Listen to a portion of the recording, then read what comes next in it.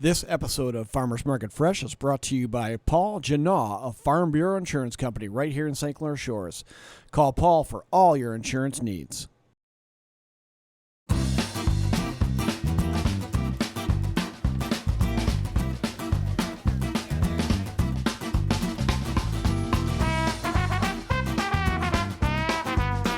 I'm Henry Bowman, St. Clair Shores Parks and Recreation Director, and we want to welcome you to another episode of Farmers Market Fresh, our Farmers Market cooking show, which we do on the fourth Sunday of every month at the St. Clair Shores Farmers Market.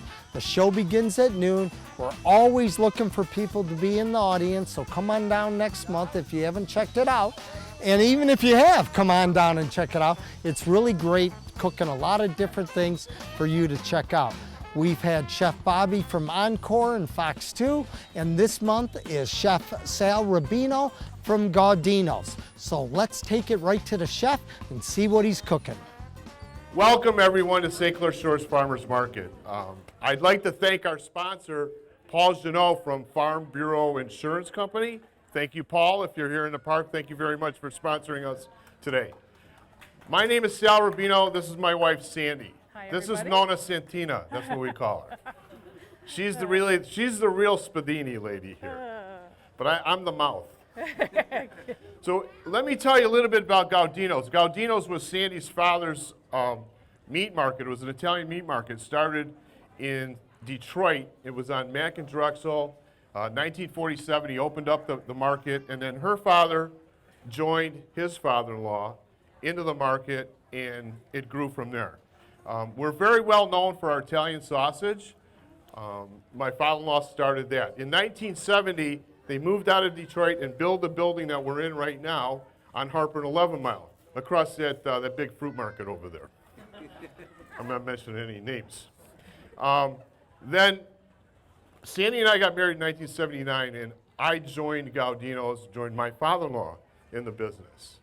And then Sandy and I were married, and I joined Gaudino's. And then during that period of time, I hired my brother-in-law, who is now my brother-in-law Tom, and he married Sandy's sister, Jo Marie. So it's a very emotional thing for us to be at Gaudino's back again. Tom and his wife bought the building back, and they're the owner-operators of Gaudino's today. And it's doing very well, and we're very happy with it. Sandy and I, we just play in there. Right, Tom?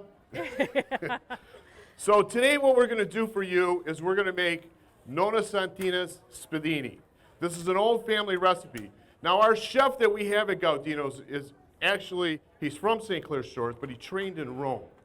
So a lot of his recipes are real, authentic Italian cooking.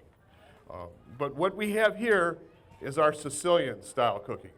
And what Spiedini is, in Italian, what Spiedini really means is something that's skewered, as in a shish kebab.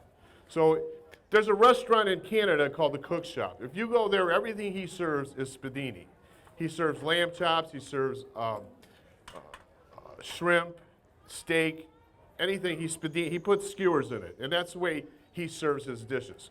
So this is our take that goes way back from our family recipe. So there's three basic ingredients here. We use pork at the restaurant, but you can use beef, you can use chicken, you can use veal. You know, that works out very well too. But we use pork, and we use Asiago cheese, onions, and tomatoes. Now, tomatoes we use are either one of these two. I think we use this Carmelina, which is it's exclusive to Gaudino's right now. This is a very good tomato to use. It's very fresh, but we also use 6-in-1. That's one of my favorites, always been one of our favorite tomatoes to use. So the three ingredients are Asiago, sauteed onions, the tomatoes, breadcrumbs. And now what we're going to do here, Sandy's going to start with sauteing the onions that we already diced. You want to take it, Sandy? So the basic recipe is you start with your sauteed onions. We saute them in butter. We season them with salt, pepper, little granulated garlic till they're just translucent. You don't want to cook them too much because then they do recook once you bake your spiedinis. So once these are nice and cooked at a nice translucent, you let those cool down. We have to put a little salt and pepper. Garlic, of course, goes in everything. Yeah, there's a little granulated garlic in her mixture here. We're not going to give away the complete mixture. Yeah. So we're going to cook these down. We're going to saute these till they're a nice translucent color and let them cool down, because then we're going to mix them with the tomatoes and the Asiago cheese. You don't want to put them in too hot or you're going to have a blended of Asiago mess. Once these are cooked down at a nice translucent color, we're going to make sure that these are cooked well, and then we're going to roll the pork. We're going to show you how that's going to be done. Yeah. What you're basically doing here is sweating the onions down. So once we get to the pork, we do use a lot of butter. We bread the pork in half butter and half olive oil. That makes it nice and tender. It gives it that moistness, because pork sometimes, once it's baked, it does have a little tendency. It's a moist meat, but it does have a tendency to get a little dry. With the butter, it will always stay moist. You can bake it, reheat it, microwave it the next day. It's still fabulous. So we're going to take these onions off of here right now. They're at a nice translucent color. I'm going to put these into this pan. We're going to let them cool down right now until we can get ready to start on the meat. So now, on the, is that the butter mixture? So this is the oil butter mixture. So what you're going to do is we're going to dip the pork first into the butter, oil, and then to the breadcrumbs. The breadcrumbs are seasoned, salt, pepper, granulated garlic, and a little grated cheese. And we sell these at Gaudino's. So we always use the Italian seasoned breadcrumbs. That's what adds that flavor. Everything has garlic and cheese. It's got to. We're Sicilian. The pork has been sliced real thin. Now this is pork loin, not to be confused with tenderloin. You know, if you look at a loin pork chop, you have your loin and you have where your butterfly pork chop comes from, the boneless chop. That's what this piece is. It's very lean, and we sliced it thin, but then we even pound it a little thinner because we're going to roll it. So what we're going to do is we're going to dip it in the olive oil and butter, and then we're going to bread it. You don't want to put a lot of breadcrumbs on it because if you want to do this gluten-free, you don't need to use the breadcrumb, but I would suggest using the olive oil and butter just to dip it. So if you want a gluten-free spiedini, you could do it And that you can way. also do the gluten-free crumbs, because I have done those special recipes for gluten-free crumbs. So that's always a good alternative as well. So we're going to do this for time's sake. We're going to do this like Henry Ford did on the assembly line. So we're dipping the pork. We're going to lay them out flat. And then Sandy's going to make the mixture with the Asiago, the tomato, and the onion. And that mixture is going to be rolled and stuffed inside of the spiedini, the pork. So you can see how we spread them out. And we want to do the mixture here? Yep. Okay. So now we have our onions that have sauteed. They're a little bit on the cool side. We're good to add our Asiago cheese. I always say the more is better. You just want to make sure that the mixture stays moist. You don't want to have too dry of a mixture. It dries out the product. So you have a nice amount of butter in your onions, your Asiago cheese, and then so we're using the Carmelina tomatoes. It's a whole tomato.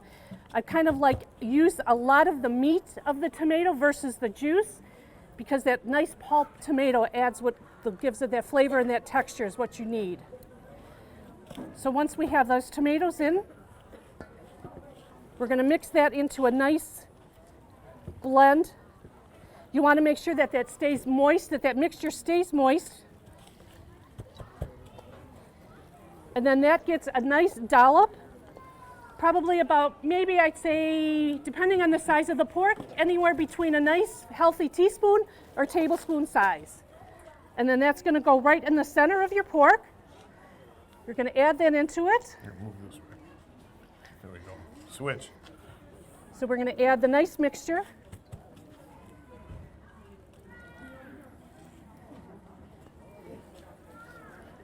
And we do sell our spiedinis at Gaudino's. We have them in the prepared food case as well as on our menu.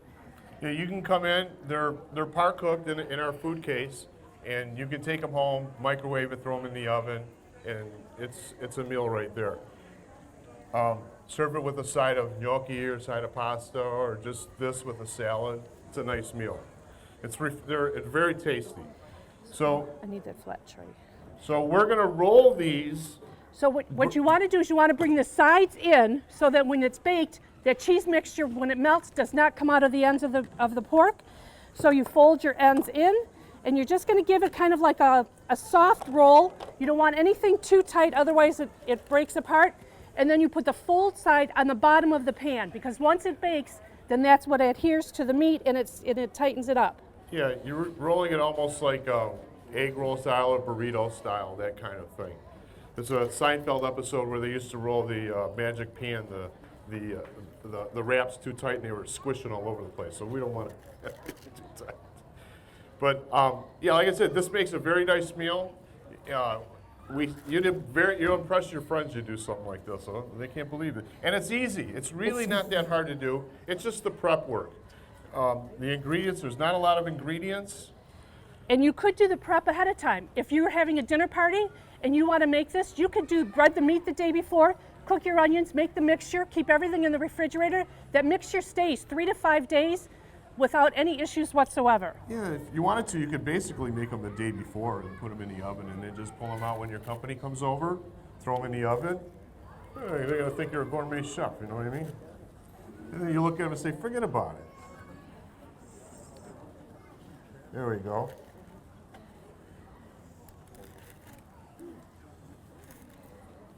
So then what we do, because they're spiedini, we probably should have done this before. Here, you want to take that out? Yep.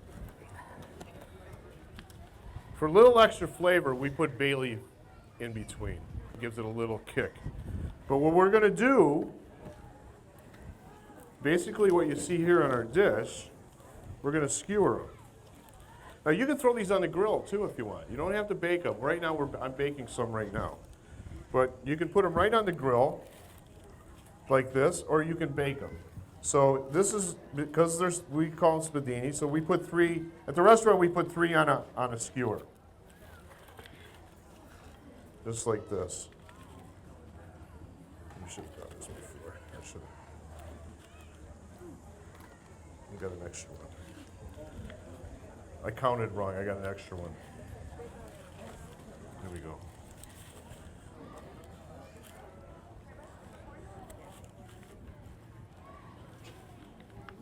And that's what you're going to have when you put in the oven. Well, we forgot the bay leaf. We're going to put a little bay leaf in here. Okay. The bay leaves, it gives. I like the taste of the bay leaf on there. You don't want to eat these, but it gives it a nice little flavor at the end. You don't put a lot. Then what you want to do is bake them at 375, depending on your oven, 375, 20, 25 minutes. You want a nice golden color, especially because it's pork. You want it cooked. You don't want it too overcooked. It will when you do cut into them, and if you feel they look a little pink, a lot of the time it's because of the tomato in there. The pork is cooked, but the tomato sometimes will have a little bit of that redness that adds to the mixture, and it makes it kind of look like it's raw, but it's not. 375, 20, 25 minutes at the most, you're good to go.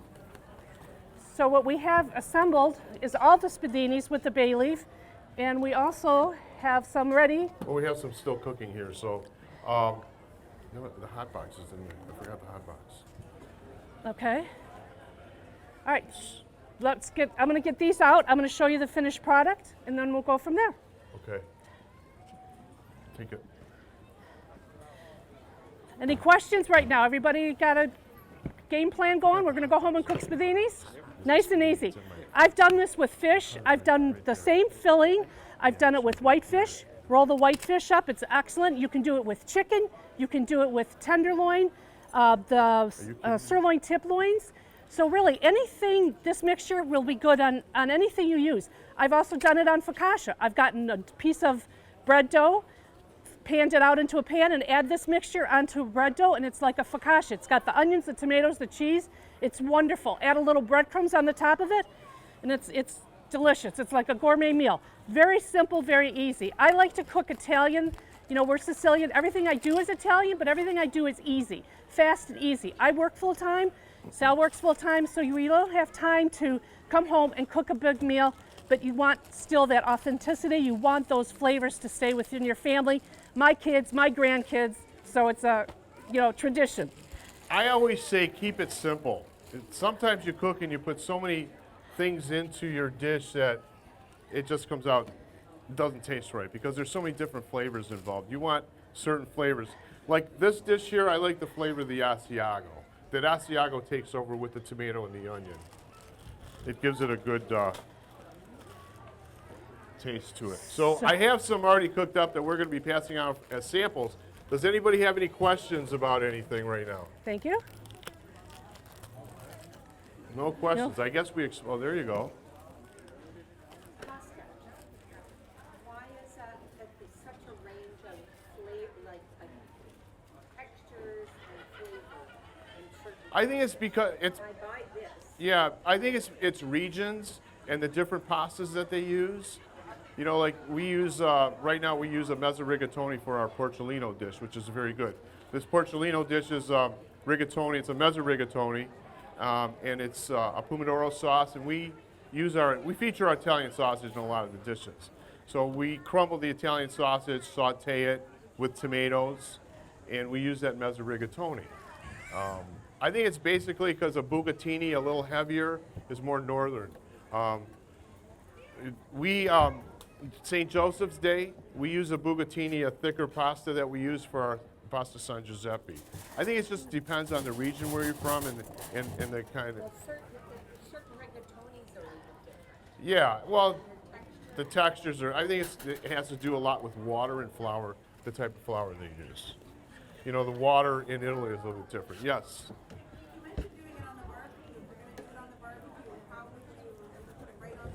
Yeah, I put it right on the grill, you know, just like you would a steak. You know, they have those things now that you can buy and put on top that I forget what they're called. Those work really well with fish and something like this.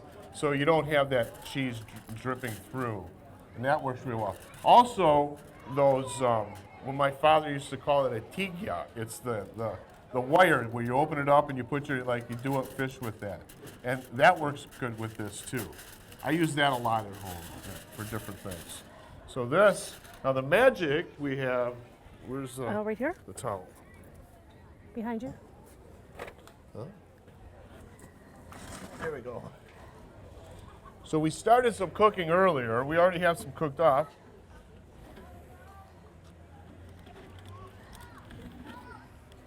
So we have some just coming out of the oven right now. So these we put these in just before we started, about 20 minutes. I did this on 400 because I'm using this little oven. But I think your oven at home might run a little higher. So, and my suggestion is use an oven. Don't throw them in the microwave. You know, I know some people that cook in microwave, and I'm not that guy. So I remember we had a nephew come over, and I think our microwave was on the Blitz at the time, and he said, It had been on the Blitz for about maybe a year, to be honest with you. That's how much I use the microwave. How do you cook your food? I said, what are you talking about? We have an oven. But that's all right. So what we're going to do is pass out some samples to everyone here. So I hope everyone had a nice time here. And come see us at Gaudino's. Come see us at Gaudino's. We're closed on Mondays. Our brunch is fabulous on Sundays. Today is brunch day.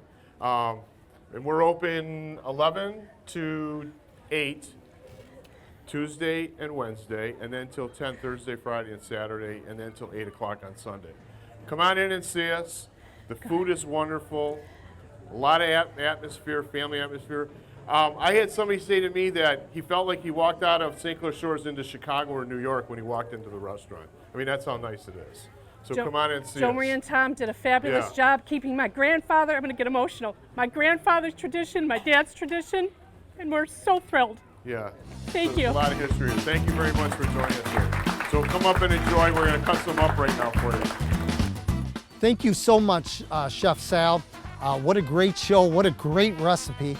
People, I'm looking forward. Let us know if you try these recipes out at home. Send me an email at bowmanh at scs.mi.net. Tell us what you think of the recipe. Tell us what you think of the show. We're always looking for more people to come and attend. It's always the next show for August is August 25th, and it'll be right here at the Farmers Market. It'll go off at noon, and there'll be a lot of great things happening that day, including our first ever corn roll. So make sure you come out for that. And I'm Henry Bowman. We'll see you next month on Farmers Market Fresh. This episode of Farmers Market Fresh is brought to you by Paul Janaw of Farm Bureau Insurance Company right here in St. Clair Shores. Call Paul for all your insurance needs.